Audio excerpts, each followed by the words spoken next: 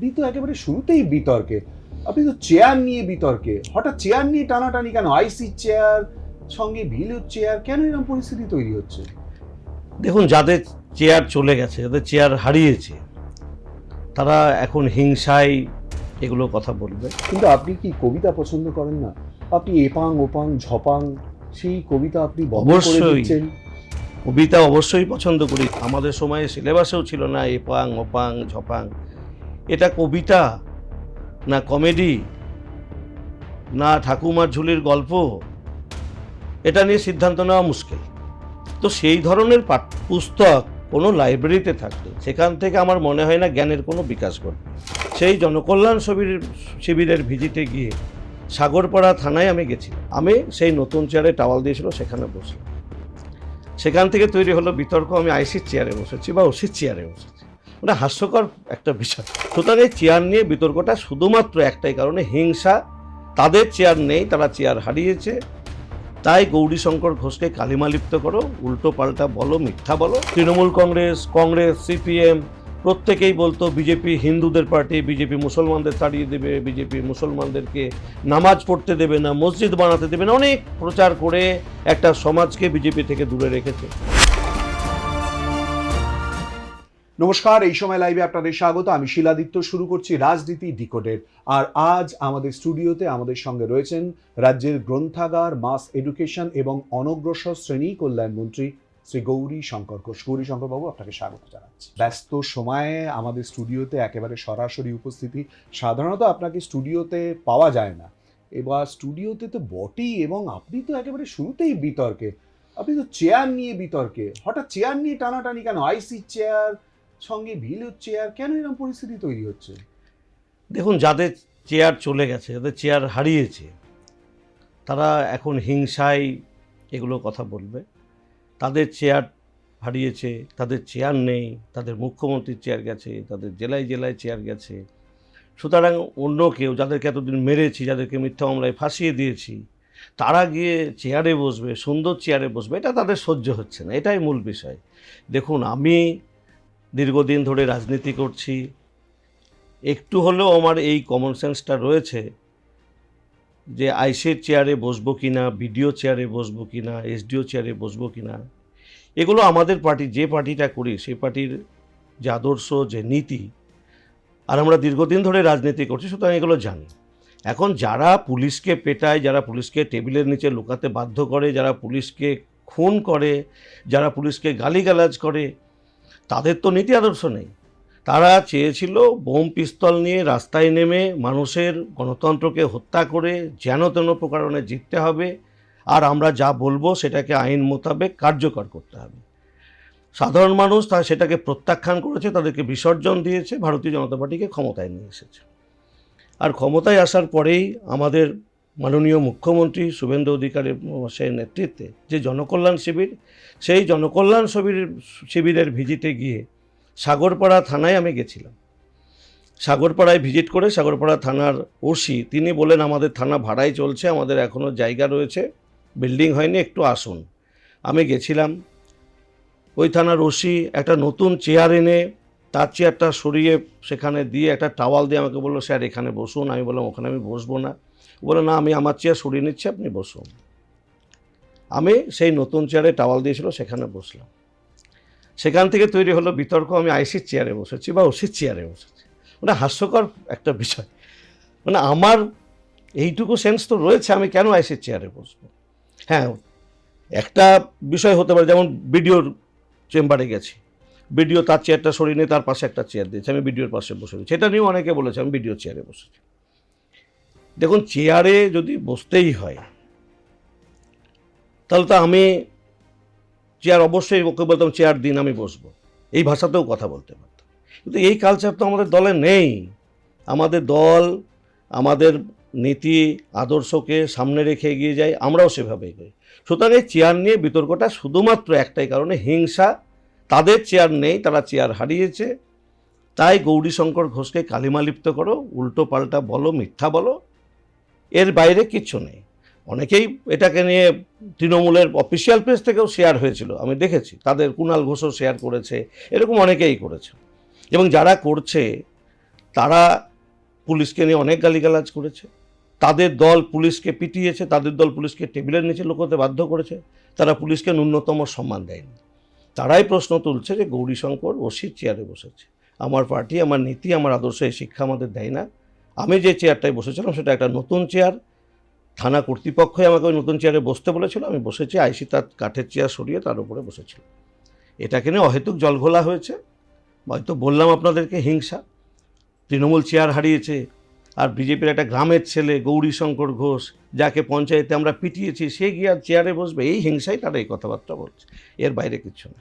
কিন্তু আপনি কি কবিতা পছন্দ করেন না? আপনি এপাং ওপাং ঝপাং সেই কবিতা আপনি বন্ধ করে অবশ্যই। দিচ্ছেন। কবিতা অবশ্যই পছন্দ করি, জীবনানন্দ দাশ, বিশ্বকবি রবীন্দ্রনাথ ঠাকুর, সত্যেন্দ্রনাথ রায়, তাদের কবিতা অবশ্যই পছন্দ করি, মাইকেল মধুসূদন, সবার কবিতা। সাহিত্যও পড়ি, কবিতাও পড়ি, যতটুকু সময় পাই, বা ছাত্র জীবনেও পড়েছি। কিন্তু তাই বলে এই ধরনের কবিতা আমরা কোনোদিন পড়িনি, আমাদের সময়ে সিলেবাসেও ছিল না এপাং ওপাং ঝপাং। এটা কবিতা না কমেডি না ঠাকুমার ঝুলির গল্প, এটা নিয়ে সিদ্ধান্ত নেওয়া মুশকিল। তো সেই ধরনের পুস্তক কোনো লাইব্রেরিতে থাকলে সেখান থেকে আমার মনে হয় না জ্ঞানের কোনো বিকাশ ঘটবে। এ ধরনের পুস্তক রাখা মানে শুধুমাত্র লাইব্রেরিকে বই ভর্তি করে, মানে এমন একটা বই, অপ্রয়োজনীয় গ্রন্থ রেখে লাইব্রেরিটাকে ভর্তি করা। বা এমনও হতে পারে যে এখান থেকেও একটা কাটমানি নিয়ে তার পার্টিকে সমৃদ্ধশালী করতে হবে, তার জন্য প্রাক্তন মুখ্যমন্ত্রীর বই কিনতে লাইব্রেরিকে বাধ্য করা হতে পারে যে আমার লেখা বই কিনতে হবে, 5 টাকার বই 500 টাকায় কিনতে হবে, তাহলে তাদের অ্যাকাউন্ট বাড়বে, পার্টির অ্যাকাউন্ট সমৃদ্ধশালী হবে। এ কারণে তাদেরকে বাধ্য করেছে, তারা লাইব্রেরিতে সেগুলো রেখেছে, লাইব্রেরির দিক থেকে মানুষ মুখ ফিরিয়ে নিয়েছে। কি হবে এপাং ওপাং ঝকাম পড়ে? লাইব্রেরিতে স্বাভাবিকভাবে মানুষ যায় নিজেদের জ্ঞানের বিকাশ ঘটাতে। যারা দুস্থ ছাত্রছাত্রী তারা বই কিনতে পারে না, লাইব্রেরিতে গিয়ে উন্নত মানের বই পড়ে সেখান থেকে জ্ঞান অর্জন করতে। তো সেই জায়গায় বিজ্ঞান, সাহিত্য, জিওগ্রাফি, ম্যাথ সব ধরনের বই থাকবে। তো সেই জায়গায় এপাং ওপাং ঝপাং থাকবে কেন? জাতীয়তাবাদী চিন্তাধারার বিকাশের জন্য গ্রন্থ থাকতে পারে, রাষ্ট্রবাদী গ্রন্থ থাকতে পারে, শিবাজি মহারাজের ইতিহাস থাকবে, রানা প্রতাপের ইতিহাস থাকবে। সেই জায়গায় এপাং ওপাং ঝপাং চলতে পারে না। আমাকে যেহেতু গ্রন্থাগারের দায়িত্ব দিয়েছে, আমি প্রথম দিনে গিয়ে বলেছি যে এই ধরনের অপ্রয়োজনীয় বই কে লিখেছেন সেটা বিষয় নয়, এই ধরনের অপ্রয়োজনীয় বই থাকবে না। তার জায়গায় যে সমস্ত গ্রন্থ পড়লে রাষ্ট্রবাদের বিকাশ ঘটবে, যে সমস্ত গ্রন্থ পড়লে জ্ঞানের বিকাশ ঘটবে, ছাত্রছাত্রী থেকে সকলে উপকৃত হবে, সেই ধরনের পুস্তক লাইব্রেরিতে রাখতে হবে। সুতরাং এপাং ওপাং ঝপাং ওটাকে আমি বাইরে দিতে বলেছি বলে কবিতা পছন্দ করি না, এটা বলা যাবে না। কবিতা অবশ্যই পছন্দ করি, কবিতা পড়েছি অনেক, এখন সময়ের অভাব, তবুও সময় পেলে পড়ি। আমি চেষ্টা করবো যাতে এরই মধ্যে একটুখানি আবৃত্তিও শোনা যায়, তার জন্য চেষ্টা করব। খুব মজার ছলে নানান কথাবার্তা বলছেন, একটু সিরিয়াস জায়গায় আসতে হবে। দীর্ঘদিন লড়াই করেছেন, আপনি শুরু করলেন গ্রামের ছেলে বলে। গ্রামের ছেলে গৌরীশঙ্কর ঘোষ, ভোটে জেতা, তারপরে মন্ত্রী হওয়া, দীর্ঘ লড়াইয়ের পর কতটা প্রত্যাশিত, কতটা স্বপ্ন বাস্তব হওয়া? দেখুন, যখন রাজনীতি শুরু করেছিলাম ছাত্রাবস্থায়, ক্লাস 7, তখন রাজনীতি জানতাম না। আমার বাড়িতে ফরওয়ার্ড ব্লকের একটা পার্টি অফিস ছিল, মাটির বাড়ি, একটা রুমে ফরওয়ার্ড ব্লকের পার্টি অফিস ছিল, সেখানে আমার মামা ফরওয়ার্ড ব্লকটা ওখানে নেতা ছিলেন। তো স্বাভাবিকভাবে সেই পার্টি অফিসের মানুষজন আসতো বসতো সেই সময়ে, মোটামুটি 1987। তো তখন রাজনীতি গ্রামের ছেলেরা কেউ বুঝতো না, আমিও বুঝতাম না। স্বাভাবিকভাবেই গ্রামের ছেলে, প্রচারে অনেক পার্টির গাড়ি আসে, পার্টি বুঝতে তখন কংগ্রেস বুঝতাম, আর আমাদের বাড়িতে যেহেতু ফরওয়ার্ড ব্লকের সিংহ চিহ্ন লাগানো থাকতো ওটা বুঝতাম। তো সে একটা ঠেলা গাড়িতে পোস্টার যাচ্ছিল, পোস্টার লাগাচ্ছিল, আমি তাকে বলে পোস্টার নিয়েছিলাম বইয়ে মলাট দেবো বলে। তো দুটো লাগিয়ে একটা ভালো লাগলো, ফুলটা দেখে খুব সুন্দর। আমি ওই ফরওয়ার্ড ব্লকের পার্টি অফিস যেমন আমাদের বাড়িতে ছিল, সেখান থেকে আঠা নিয়ে দেওয়ালে সাটিয়েছিলাম, আমাদের মাটির বাড়ি ছিল, ওই দরজায় সাটিয়েছিলাম। তো সেটা বিকেলবেলায় পার্টি অফিসের লোকজন আসলো যারা পার্টি করে, তারা এসে বাড়িতে জিজ্ঞাসা করেছে কে লাগিয়েছে, বাড়ির কেউ বলতে পারেনি। আমি নিজে থেকে গিয়ে বললাম এটা তো আমি লাগিয়েছি। তারা বললো এটা ছিঁড়ে ফেলতে হবে। মানে কেন? বলে না, এটা ছিঁড়তে হবে, তোকেই ছিঁড়তে হবে। আমার মামা বলল, আমার মেসোমশাই বলল, শেষে আমার বাবাও আমাকে বললো ছিঁড়তে বলছে ছেড়। আমি বাধ্য হয়ে তখন ওটা উঠিয়ে দিলাম, ক্লাস 7 তখন? ক্লাস 7। আচ্ছা। তারপরে রাত্রিবেলায় পড়তে বসার পরে আমার বারবার একটা কথাই মনে পড়ছে, হাত চিহ্ন লাগানো রয়েছে, বাঘ চিহ্ন রয়েছে, ফুলটা এমন কি খারাপ যেটাকে তুলে ফেলতে হবে, সবাই চাপ সৃষ্টি করছে। এই কৌতূহল থেকে আমি আবার ভেবেছিলাম যে এরপরে যদি আসে গোটা গ্রামে লাগাবো। তো আমার সৌভাগ্য 10-12 দিনের মধ্যে আবার সেই রিক্সাওয়ালাটা এসেছিল। আমি ওর রিক্সা ঠেলে দেওয়ার পরে বললাম একটু বেশি দিও, গোটা গ্রামে লাগাবো। আমি সেদিন 36-37টা পোস্টার গোটা গ্রামে লাগিয়েছিলাম, ছোট্ট গ্রাম। বাবা বকাঝকা মারধরও করেছিল সেটা লাগানোর পরে। আর সেইখান থেকে আমার পদ্মফুল বা বিজেপি এটা কি জানতে হবে, বুঝতে হবে, কৌতূহল জন্মায়। ক্লাস 9-এ আমি টিউশন পড়তে গিয়ে মাস্টারমশাইয়ের বাড়ি সাইকেল ব্যাগ রেখে 3 বিঘা আন্দোলনে চলে যাই। তখন আমাদের জেলাতে শুভেন্দু বিশ্বাস বলে একজন জেলা সভাপতি ছিলেন, ভালো ব্যক্তিত্ব। তার আগে প্রণববাবু ছিলেন, শ্যামল গুপ্ত ছিলেন। আমি তখন ছাত্র, তারাও বকাঝকা করতে, এত অল্প বয়সে তুই পার্টি করতে আসছিস। কিন্তু কেউ নিষেধ করেনি যে পার্টি করিস না। সেই থেকে আমার রাজনীতিতে হাতে খড়ি, সংঘের শাখাতে গেছি। ক্লাস 9-এর পর থেকে সংঘের শাখায় আর যাওয়া সম্ভব হয়নি। তখন থেকেই পুরোপুরি বিজেপিতে। মাধ্যমিক পাস করার পরে আর্টস নিয়ে পড়েছি, পলিটিক্যাল সায়েন্স সাবজেক্ট ছিল। আমার এক মাস্টারমশাই, যিনি আমার রাজনৈতিক গুরু বলতে পারেন, স্বপন অধিকারী, যার কাছে আমি যেতাম গৃহশিক্ষক, ফ্রি কোচিং, তার বাড়িতে থাকা পড়া, তার কাছেই শিখে নিয়েছি পুরো রাজনীতিটা। প্রথম বই পড়েছিলাম রাজনীতি সম্পর্কে, দিব্যজ্ঞান নয় কাণ্ডজ্ঞান চাই, শিবপ্রসাদ রায়ের লেখা, 2 টাকা দাম ছিল। এটাই আমার প্রথম কোনো গ্রন্থ পড়া রাজনীতিতে যাওয়ার মধ্যে পড়ে। পরে বিজেপির পঞ্চনিষ্ঠা পড়েছি, শ্যামাপ্রসাদ মুখার্জি পড়েছি, ধীরে ধীরে পার্টির বিভিন্ন দায়িত্ব সামলেছি। 1997-98 আমাকে বাবা রাজনীতি ছাড়ানোর জন্য রবীন্দ্রভারতী বিশ্ববিদ্যালয়ে মাস্টার ডিগ্রি করার জন্য পাঠিয়ে দেয়। এখানে এসেও আমি রাজনীতি করেছি। এখানে এসে আমি আমাদের কেশব ভবনে গিয়েছি, এখানে এসে আমি বিশ্ব হিন্দু পরিষদের শ্যামবাজারে গেছি, তাদের কাছ থেকে বইপত্র নিয়েছি, পড়েছি। এটা আমাকে থামাতে পারেনি। আমি গ্র্যাজুয়েশন মাস্টার ডিগ্রি কমপ্লিট করার পরে আবার ফিরে যাই আমার মুর্শিদাবাদ। সেখানে গিয়ে টিউশন পড়ানো শুরু করি। টিউশন পড়াতে পড়াতেই আরও বেশি করে রাজনীতির মধ্যে প্রবেশ। সেই সময় অঞ্চল কমিটির দায়িত্ব নিয়েছি, যুব মোর্চার দায়িত্ব আমি এখানে আসার আগেই পেয়েছিলাম। যুব মোর্চার অঞ্চল কমিটি, যুব মোর্চার মণ্ডল কমিটি, এবং এখান থেকে ফিরে যাওয়ার পর মাস্টার ডিগ্রি করে যাওয়ার পরে আমি 2004-এ অঞ্চল কমিটির মেম্বার হয়েছিলাম, ব্লকের মেম্বার হয়েছিলাম। 2008 সালে প্রথম দায়িত্ব নিয়েছিলাম, বড় দায়িত্ব বলতে গেলে ব্লক প্রেসিডেন্টের দায়িত্ব, ভারতীয় জনতা পার্টি। তখন পার্টির সংগঠন খুব ছোট, কয়েকটা এলাকায় আমি কমিটি বানিয়ে ধীরে ধীরে শুরু করেছিলাম সংগঠনের কাজ। 2011 3 বছরের টার্মস, আবার সেকেন্ড টার্মসের জন্য আমি আবার ব্লক প্রেসিডেন্ট নির্বাচিত হই। 2011 থেকে 13 নভেম্বর পর্যন্ত আমি ব্লক প্রেসিডেন্টের পরে জেলা সেক্রেটারির দায়িত্ব পার্টি থেকে দিয়েছিলাম। সেটাও মোটামুটি 2 বছর সামলেছিলাম। 2016 সালের 31শে জানুয়ারি আমাকে জেলা সভাপতি ঘোষণা করা হয়েছিল। যিনি জেলা সভাপতি ছিলেন মাস্টারমশাই যাদব পাণ্ডে, তিনি 1-1.5 মাসের মধ্যেই পদত্যাগ করেছিলেন। সেই জায়গায় আমাকে বসানো হয়েছিল। অনেক বয়োজ্যেষ্ঠরা ছিলেন সেই সময়, আমিও ভেবেছিলাম যে সেই সমস্ত বয়োজ্যেষ্ঠরাই কেউ সভাপতি হবেন। হঠাৎ করে আমাকে তারা দায়িত্ব দেয়। দায়িত্ব নিতে আমি চাইনি, তবুও পার্টির সিদ্ধান্ত মানতেই হবে। আমি দায়িত্ব নেওয়ার পরে আমাকে নিয়ে বিক্ষোভও হয়েছিল। অনেক বয়োজ্যেষ্ঠ সিনিয়ররা ছিলেন, তারা খুব ভালোভাবে, সবাই হয়তো মেনে নিতে পারেননি সেই সময়, একটু বিক্ষোভ। তারপরে ধীরে ধীরে সবাই মানিয়ে নিয়েছে, আমিও সকলকে নিয়ে চলেছি।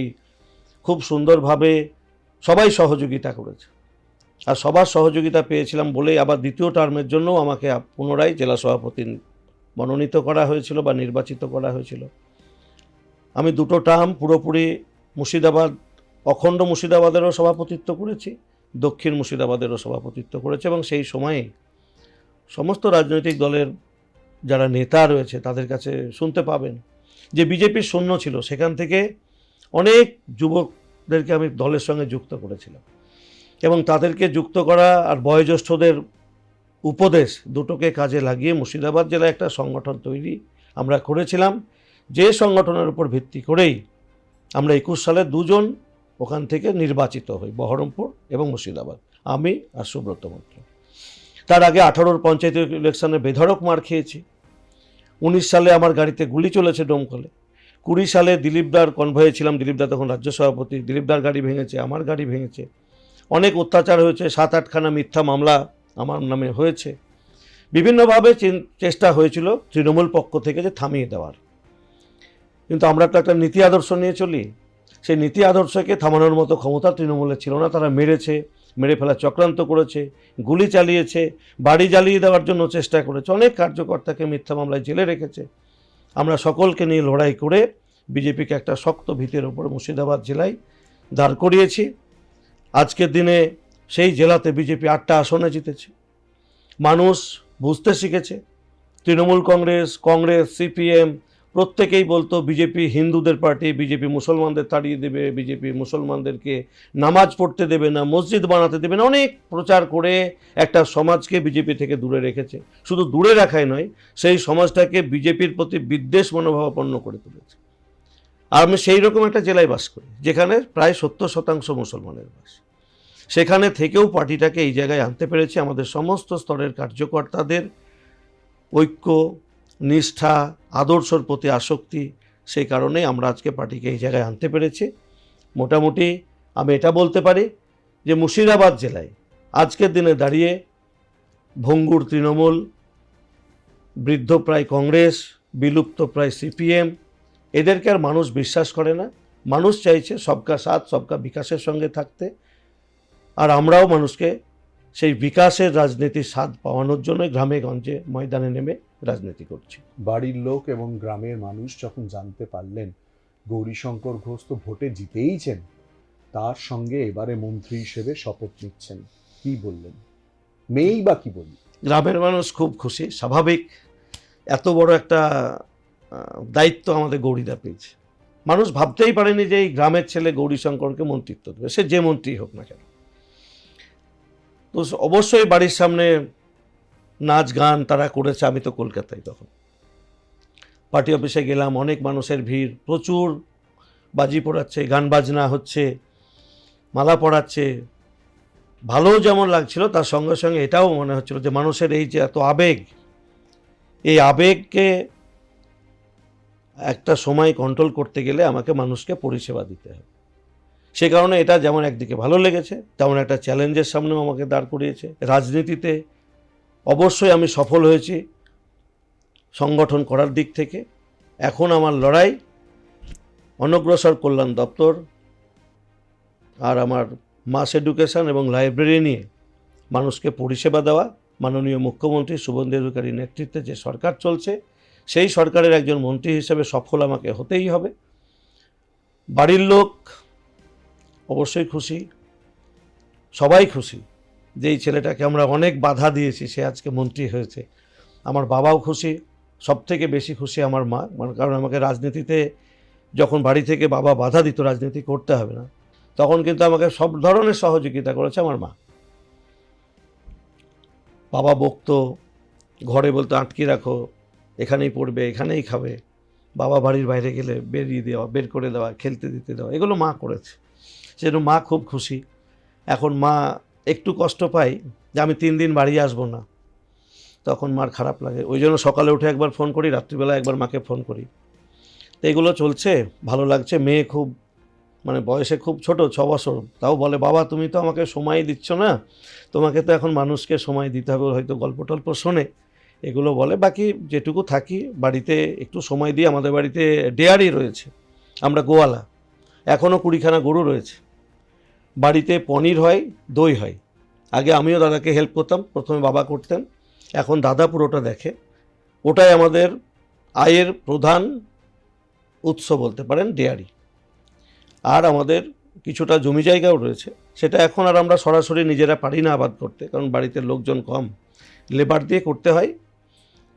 এটাই মূলত আমাদের একটা যৌথ পরিবার, বাবা মা দাদা বৌদি ভাইপো ভাইজি আমি, আমার মিসেস, আমার মেয়ে, এই 9 জনের পরিবার।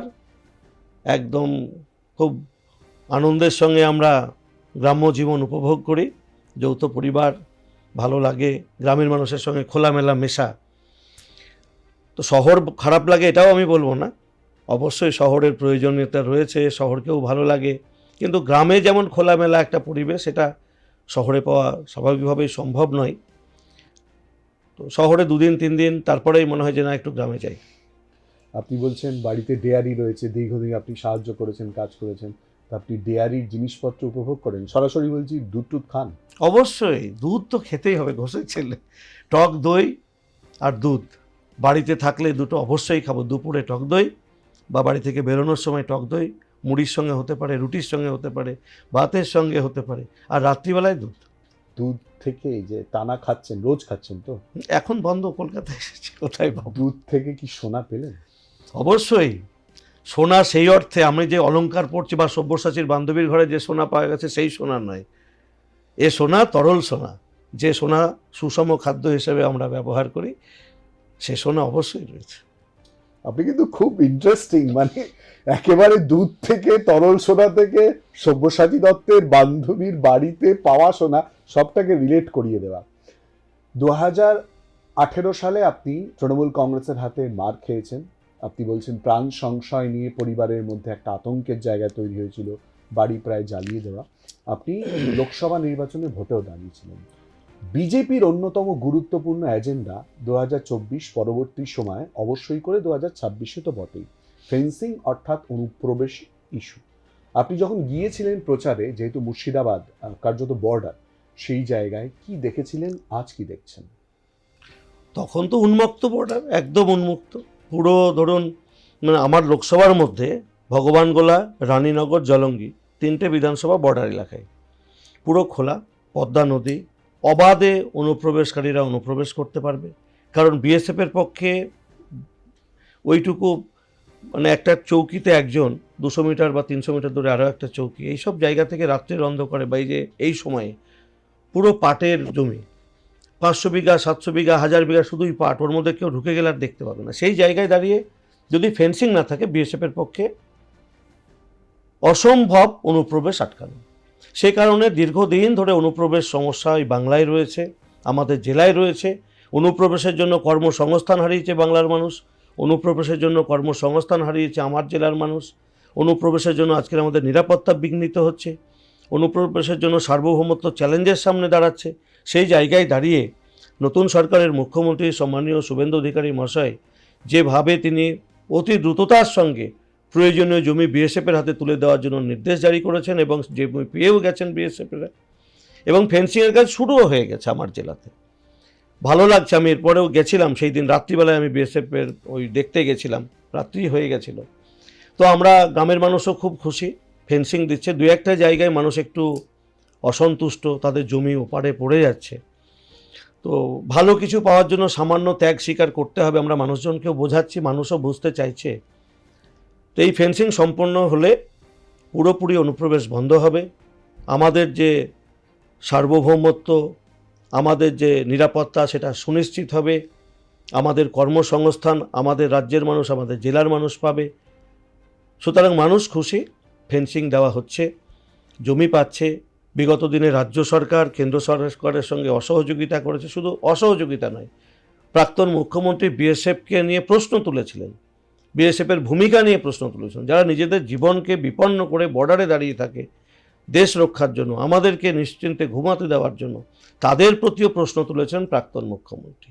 আজকে নতুন মুখ্যমন্ত্রী মাননীয় শুভেন্দু অধিকারী মহাশয় এসেই বিএসএফরাও যেন সুন্দরভাবে ডিউটি করতে পারে তার জন্য প্রয়োজনীয় পদক্ষেপ নিয়েছেন। ধন্যবাদ মাননীয় মুখ্যমন্ত্রী।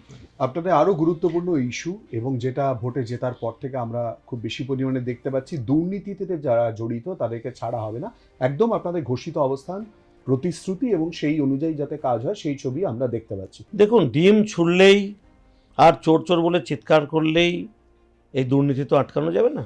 মানুষের আবেগের বহিঃপ্রকাশ, এত চুরি করেছে, এত কাটমানি, এত তোলাবাজি, এত অত্যাচার। আজকে মানুষ একেবারে মানে মানুষকে জিজ্ঞাসা করলে বলছে খুব ভালো লাগছে, মনে হচ্ছে একেবারে সতেজ সজীব একটা পরিবেশের মধ্যে আছি। তো এই যে মানুষের ভালো লাগা, ভালোবাসা, আর তখন ওই পরিবেশের মধ্যে যখন একটা দুর্নীতিবাজ লোক যাচ্ছে, মানুষ আর আবেগকে আটকে রাখতে না পেরে কেউ ডিম ছুটছে, কেউ চোর বলছে। যদিও এটা কাম্য নয়, কারণ হিংসা মুক্ত সমাজ গড়তে আমরা চাইছি। সুতরাং এই ডিম ছোড়া, চোর বলা, এ থেকে বড় হিংসার ঘটনা ঘটতে পারে। আমাদের রাজ্য সভাপতিও বলেছেন, বা আমরাও বলছি, এ ধরনের ঘটনা আমরাও সমর্থন করি না, কিন্তু কিছু মানুষ রয়েছে যারা আবেগ নিয়ে চলে, আর কিছু তৎকাল বিজেপি, যারা হয়তো সেই দিন কাউন্টিংয়ের আগের মুহূর্ত পর্যন্ত তৃণমূল কংগ্রেস ছিল, তারা নিজেদেরকে বড় বিজেপি প্রমাণ করার জন্য যে নেতাকে ডিম মারছে সেই নেতার সঙ্গেই হয়তো ঘুরতো, সেই রকম লোকও তাকে ডিম মারছে। এগুলো অনেক জায়গায় দেখা গেছে। তো সে ব্যাপারে আমাদের পার্টি নজর রাখছে কারা এই ধরনের কাজ করছে, তারা কবেকার বিজেপি, কোন বিজেপি, এগুলোর প্রতি নজর রাখছে। আগামী দিনে এই ঘটনা যেন না ঘটে তার জন্য পার্টিও সচেষ্ট, সরকারও সচেষ্ট। ভালো তৃণমূল, খারাপ তৃণমূল, বিরোধী দল কার্যত ছত্রখান হয়ে গেছে, বিধানসভাতেও তো বোঝা যাচ্ছে না। দেখুন, কে ভালো আর কে খারাপ, আমার কাছে তৃণমূল তৃণমূলই।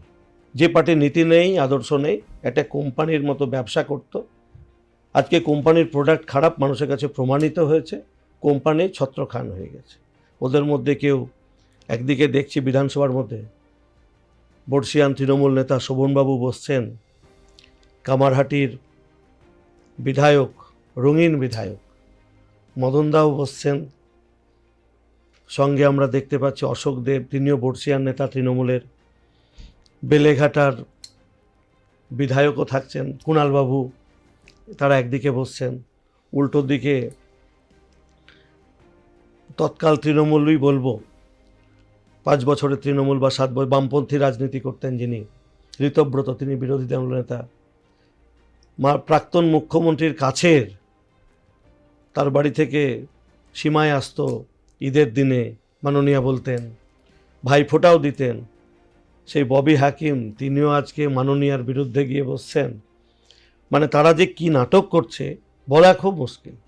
এ নাটক কোথায় থেকে লেখা হচ্ছে, কালীঘাট থেকে না ক্যামাকস্ট্রিট থেকে, সেটা জানা নেই, কিন্তু তৃণমূল তৃণমূলই, যাদের নীতি আদর্শ নেই, যাদের লক্ষ্যই হচ্ছে তোলাবাজি, কাটমানি, খুন, ধর্ষণ, গণতন্ত্র হত্যা। তাই ভালো তৃণমূল খারাপ তৃণমূল বলে আমার চোখে নেই, তৃণমূলকে আমি তৃণমূল বলেই জানি, যে তৃণমূলের নীতি আদর্শ নেই। আমরা দেখতে পাচ্ছি পশ্চিমবঙ্গের রাজনীতিতে ভোটে জেতার পরেও রাজনীতির রঙ্গ যেন থামছে না, সেটা দিল্লি পর্যন্ত চলে গেছে।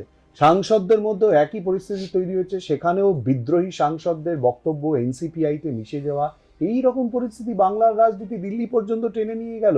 এবং কবে ভোটের রেজাল্ট বেরিয়েছে, সরকার তার কাজ শুরু করে দিল, তাদের ঘোষিত কর্মসূচি অনুযায়ী রীতিমতো রূপায়ণের জন্য এগিয়ে চলে যাচ্ছে, ডিএর কথা জানিয়ে দিল, যা আগে থাকতে বলা হয়েছিল যে অবশ্যই করে পূরণ করার চেষ্টা করা হবে, আর বোধহয় 22% বাকি রয়েছে সেই জায়গায়। দিল্লিতেও তো থামছে না, কি করছেন আপনারা?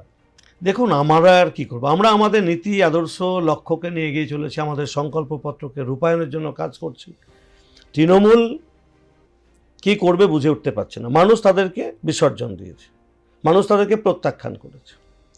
স্বাভাবিকভাবেই যারা এমপি রয়েছেন তারা দেখছেন যে যে তৃণমূলকে আজকে বাংলার মানুষ বিসর্জন দিয়েছে, প্রত্যাখ্যান করেছে, সেই তৃণমূলের জোড়াফুল নিয়ে আগামী দিনে লোকসভায় হয়তো জেতা যাবে না, তাই নতুন দল খুলতে হবে, এটা একটা তাদের চিন্তাভাবনা হতে পারে।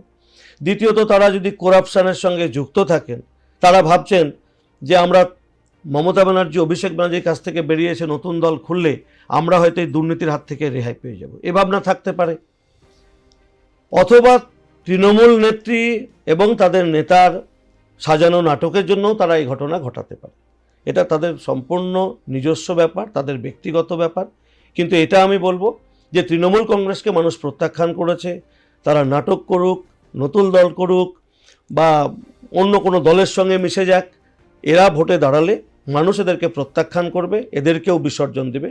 মানুষ সবকা সাথ সবকা বিকাশ এটাই দেখতে চাইছেন।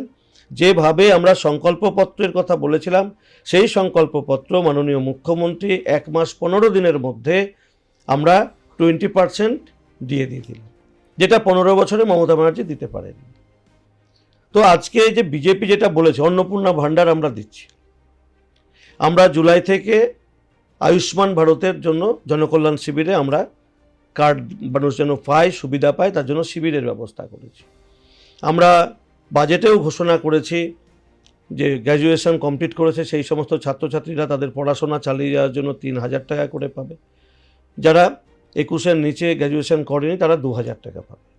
একই সঙ্গে কোনো বোন উচ্চ মাধ্যমিক পাস করেছে, তার বাড়ির লোক তাকে বিয়ে দিতে চাইছে, সে বিয়ে না করে কলেজে গিয়ে ভর্তি হলে এককালীন 50,000 টাকা আমরা সংকল্পপত্রে বলেছিলাম, বাজেটেও ঘোষণা করেছি। মাতৃত্বকালীন অবস্থায় 21,000 টাকা 6টা পুষ্টি কিট, সেটাও আমরা বাজেটে রেখেছি। বিনে ভাড়াতে সরকারি বাসে যেতে পারবে মা বোনেরা, সেগুলোও রূপায়ণ হচ্ছে। অর্থাৎ এই সরকার সবকা সাথ সবকা বিকাশ, মোদিজির যে স্লোগান ছিল, সেই স্লোগান এই বাংলাতেও রূপায়ণ হবে। বাংলা আবার সোনার বাংলা হবে। আমরা যেমন সমৃদ্ধশালী ভারত, শক্তিশালী ভারতের কথা বলি, ভারতবর্ষের কোনো একটা অংশ যদি পিছিয়ে থাকে তাহলে ভারত কখনোই শক্তিশালী হতে পারবে না, ভারত সমৃদ্ধশালী হতে পারবে না।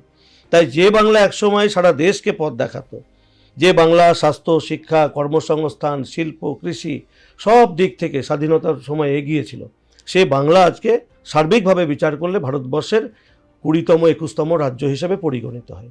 এটা আমাদের লজ্জা। যে রাজ্যে রবীন্দ্রনাথ ঠাকুর জন্মেছেন, কাজী নজরুল ইসলাম জন্মেছেন, নেতাজি সুভাষ জন্মেছেন, বিবেকানন্দ জন্মেছেন, বঙ্কিম চ্যাটার্জি জন্মেছেন, সেই রাজ্যের মানুষ আজকে পরিযায়ী শ্রমিক।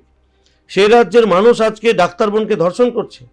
সেই রাজ্যের মানুষ শিশু থেকে বৃদ্ধাকে শ্লীলতাহানি থেকে ধর্ষণের ঘটনা ঘটাচ্ছে। সেই রাজ্যে আজকে গণতন্ত্র নেই, কোনো শিল্পপতি বিনিয়োগ করতে আসছে না। এটা আমাদের লজ্জা। তাই মানুষ তাদেরকে প্রত্যাখ্যান করেছে। স্বাধীনতার 80 বছর অতিক্রান্ত হয়েছে, এখনও মানুষকে রাস্তায় হকারি করতে হচ্ছে। কেন করতে হবে? আজকে হকার উচ্ছেদ নিয়ে সিপিএম কংগ্রেস আন্দোলনে নামছে। হকার হতে বাধ্য হলো কেন? এই প্রশ্নের জবাব তো কংগ্রেস, সিপিএম, তৃণমূলকে দিতে হবে। স্বাধীনতার পর 80 বছর হয়ে গেছে, কেন তারা কর্মসংস্থানের ব্যবস্থা করতে পারেনি? কেন শিল্প আনতে পারেনি? কেন শিল্পপতিরা পালিয়ে গেছে? মানুষ বাধ্য, পেট বাঁচাতে জায়গা নেই, জমি নেই, রাস্তায় হকারি করছে। এটা তো মানুষ বাধ্য হয়ে রাস্তায় নেমে হকারি করছে। আমাদের লক্ষ্য হকারদের হকারি বন্ধ করা নয়, যানজট সমস্যাও যেমন মুক্ত করতে হবে, হকারদেরও আগামী দিনে ব্যবস্থা করতে হবে। একটা 12 দিন, 15 দিন, 25 দিন বা 1 মাসের সরকার 80 বছর যারা পারেনি তারা কোন লজ্জায় রাস্তায় নেমে আন্দোলন করে আমার বোধগম্য নয়। যারা হকার তৈরি করলো, যারা শিল্প ধ্বংস করলো, যারা গণতন্ত্রকে হত্যা করলো, যারা প্রকাশ্য দিবলোকে চাকরি বিক্রি করলো, তারা সততার কথা বলছে, তারা হকার বাঁচানোর কথা বলছে। কেন আজকে বিজেপিকে এই 80 বছর পরে এই কাজগুলো করতে হবে? এগুলো তো কংগ্রেস, সিপিএম, তৃণমূলের করা উচিত ছিল। আজকে আমাদের সরকার সার্বিকভাবে বাংলাকে এগিয়ে নিয়ে যাওয়ার জন্য কাজ শুরু করেছে। মাননীয় মুখ্যমন্ত্রীর নেতৃত্বে পুরো মন্ত্রিসভা সেই কাজ করে চলেছেন। আমাদের বিশ্বাস এই 5 বছরের মধ্যেই মানুষের মধ্যে এই ধারণা জন্মাবে বিজেপিই পারে একমাত্র বাংলাকে সোনার বাংলা করতে। তার নমুনা আমরা পেয়েছি বা তার সুবিধা পাচ্ছি, তার স্বাদ আমরা পাচ্ছি, এটা মানুষ বিশ্বাস করতে শুরু করেছে। আমার শেষ 3টে প্রশ্ন। প্রথম প্রশ্ন, অধীর চৌধুরী আপনাকে ফোন করেছেন বা ভোটে জেতার পর এবং মন্ত্রী হবার পর কথা হয়েছে, সাক্ষাৎ হয়েছে? না, দেখুন, অধীরবাবুর সঙ্গে না ফোনে কথা হয়েছে, না তিনি ধন্যবাদ জানিয়েছেন। কংগ্রেসের মধ্যে থেকে ধন্যবাদ জানিয়েছেন তারই ছায়াসঙ্গী জয়ন্তদা, তাকে আমি চিনি। সে ফোন করেছে, তিনি জেনেছেন, আমিও তার খোঁজ খবর নিয়েছি, তিনিও ক্যান্সারে আক্রান্ত, সে ফোন করেছিলেন। তৃণমূলের কয়েকজন হোয়াটসঅ্যাপে মেসেজ পাঠিয়েছিলেন, এটুকুই। 3টে দফতরের আপনি দায়িত্বে রয়েছেন, সব থেকে চ্যালেঞ্জিং কোনটা আপনার? যেমন দপ্তর অ্যাকচুয়াল দুটো, একটা হচ্ছে অনগ্রসর কল্যাণ দপ্তর, আর ওই দুটোকে মিলে একটা মাস এডুকেশন লাইব্রেরি। অবশ্যই সব থেকে চ্যালেঞ্জের বিষয় হচ্ছে অনগ্রসর কল্যাণ দপ্তর, কারণ এখানে পিছিয়ে পড়া মানুষদেরকে মূল স্রোতে ফিরিয়ে আনার জন্য কাজ করতে হবে। আজকে জঙ্গলমহল রয়েছে, চা বাগান রয়েছে, scheduled caste, scheduled tribe, OBC, যারা আর্থিকভাবে পিছিয়ে রয়েছে, সমাজের মূল স্রোতে আসতে পারছে না। কারো রেশন কার্ড নেই, থাকলেও ভুল, কারো নামের বানান ভুল, তারা সারা বছর বাড়িতে থাকতে পায় না, কোনো কাজ নেই, বিগত দিনের সরকার কোনো কাজ তাদের দিতে পারেনি। পেট বাঁচানোর তাগিদে কেউ গুজরাট যায়, কেউ ইউপি, কেউ হরিয়ানা, কেউ কেরল, কেউ তামিলনাড়ু, কোথাও না কোথাও বাইরের রাজ্যে কাজ করতে চলে যায় এই এসসি এসটি সমাজ, ওবিসি সমাজের মানুষজন। তাই তাদের না আছে কাগজপত্রের ঠিক, না আছে তাদের নামের বানান ঠিক, না জমির কাগজ ঠিক রয়েছে। আর এগুলো ঠিক নেই বলেই তারা কোনো সুযোগ সুবিধা পায়নি, বঞ্চিত হয়েছে। মাননীয় প্রাক্তন মুখ্যমন্ত্রী তিনি বলতেন জঙ্গল হাসছে। জঙ্গল কোথায় হাসছে? জঙ্গলের মানুষের কর্মসংস্থান নেই, উন্নত শিক্ষা ব্যবস্থা নেই, উন্নত স্বাস্থ্য পরিষেবা নেই। সেই জায়গায় দাঁড়িয়ে আমাদের সরকার দায়িত্ব নিয়েছেন যে জঙ্গলকে আজকে উন্নত পরিষেবা দিতে হবে, উন্নত স্বাস্থ্য ব্যবস্থা, উন্নত শিক্ষা ব্যবস্থা, তাদের কর্মসংস্থানের অধিকার, এবং সেই রকম একটা ডিপার্টমেন্টের দায়িত্বে আমিও আছি। সুতরাং আমার এটাও একটা চ্যালেঞ্জ যে জঙ্গলমহল যেন উপকৃত হয়, এসসি এসটি ওবিসি সম্প্রদায়ের মানুষ সরকারের ঘোষিত যে সমস্ত উন্নয়নমূলক কর্মসূচি রয়েছে সেটা প্রত্যেকটা গ্রামে যেন রূপায়ণ করতে পারি, সেটা অবশ্যই একটা চ্যালেঞ্জের বিষয়, বড় লড়াই। আর আমার বিশ্বাস বিগত দিনে রাজনীতিতে অনেক লড়াই লড়েছি, এই লড়াইয়েও আমি সফল হব, আমার সরকার সফল হবে। আর যাকে আপনি মন্ত্রিসভার বৈঠকে স্যার বলতে গিয়ে ভুল করে দাদা বলে ফেলেন, মুখ্যমন্ত্রী শুভেন্দু অধিকারী, তার কাছে কি প্রত্যাশা, কি দেখছেন আগামী দিনের কর্মসূচিতে, আর কি কি ঝুলিতে বা ভাঁড়ারে রয়েছে? দেখুন, উনি যেভাবে এই 1 মাস 15 দিনের মধ্যে এত দ্রুততার সঙ্গে কাজ শুরু করে দিয়েছে, মানে আমাদের তো মনে হচ্ছেন যে আমাদের মাননীয় মুখ্যমন্ত্রী যে সংকল্পপত্র আমরা দিয়েছি 5 বছরে করব, সেটা 1 বছরেই হয়তো করে ফেলবেন, এত দ্রুততার সঙ্গে কাজ করছে। ভালো লাগছে যে প্রতিশ্রুতি আমরা সরকারে আসলে মানুষকে দেব বলেছিলাম, সেই প্রতিশ্রুতি একটার পর একটা উনি প্রতিদিন রূপায়ণ করছেন। বাজেটেও অনেকগুলো বিষয় রেখেছে, আমরা যখন তার কাছে গিয়ে বসি আমরা অনেক আবদার করি, সেগুলোও উনি পূরণ করেন। সুতরাং আমাদের বিশ্বাস তার নেতৃত্বে বাংলা অবশ্যই সোনার বাংলা হবে, বাংলার প্রত্যেকটা মানুষ উন্নয়নের সুফল পাবেন। আমরা যার জন্য বিজেপিকে ভোট দিয়েছি, বাংলার মানুষ ভাবছে গণতন্ত্র, উন্নত স্বাস্থ্য ব্যবস্থা, উন্নত শিক্ষা পদ্ধতি, মা বোনদের সুরক্ষা, কর্মসংস্থান, বিশুদ্ধ পানীয় জল থেকে শুরু করে আরও অনেক কিছু রয়েছে। প্রত্যেকটা বিষয়ে মাননীয় মুখ্যমন্ত্রী গুরুত্বপূর্ণ পদক্ষেপ নিয়েছেন এবং সেই কাজকে ধীরে ধীরে এগিয়ে নিয়ে যাচ্ছেন। আগামী দিনে তার হাত ধরে, তার নেতৃত্বে বাংলার সরকার বাংলাকে উন্নতির চূড়ান্ত পর্যায়ে নিয়ে যাবে বলেই আমাদের বিশ্বাস। অনেক ধন্যবাদ আমাদের সঙ্গে এই আলোচনায় অংশগ্রহণ করার জন্য। আমরা কথা বলছিলাম রাজ্যের মন্ত্রী গৌরীশঙ্কর ঘোষের সঙ্গে, এবং খোলামেলা আলোচনা, নিজের পরিচয়, নিজে কি কাজ করছেন এবং তার সঙ্গে কীরকমভাবে বেড়ে ওঠা, ছোটবেলা থেকে রাজনীতির সঙ্গে সম্পৃক্ত হওয়া থেকে সব কথা বিতর্কের মধ্যেও জড়িয়েছেন। সেই বিতর্কের উত্তর একেবারে শুরুতেই দিয়ে দিয়েছেন, কিন্তু আগামী দিনে কাজের প্রতিশ্রুতি দিচ্ছেন এবং তারই সঙ্গে চ্যালেঞ্জ হিসেবে অ্যাকসেপ্ট করছেন। কিভাবে কি পরিণতি হয় সেদিকে আমাদের নজর থাকবে, আর আপনাদের চোখ থাকুক এই সময় লাইভে।